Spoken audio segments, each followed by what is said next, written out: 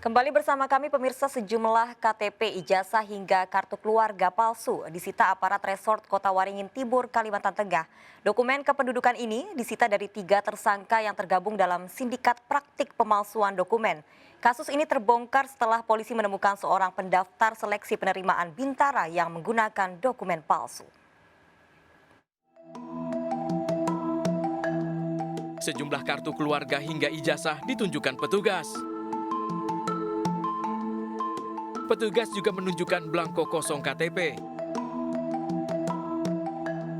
Kepolisian Resort Kota Waringin Timur, Kalimantan Tengah membongkar sindikat praktek pemalsuan dokumen yang berkaitan dengan kependudukan seperti kartu tanda penduduk dan kartu keluarga.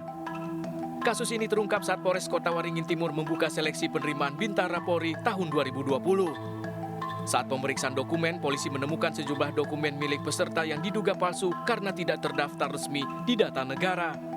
Polisi memulai penyelidikan. Dari keterangan peserta, polisi akhirnya menangkap 3 tersangka sindikat praktek pembuatan dokumen palsu, yakni RY yang berperan sebagai calo, FK pembuat dokumen palsu, dan AF seorang PNS yang menyediakan bahan baku.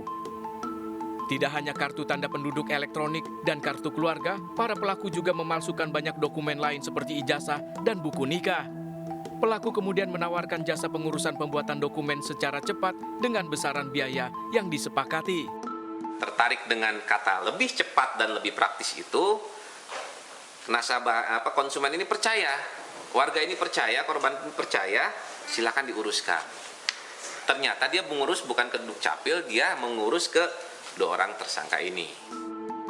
Ketiga pelaku dijerat dengan Undang-Undang Administrasi Kependudukan dengan ancaman hukuman 10 tahun kurungan penjara.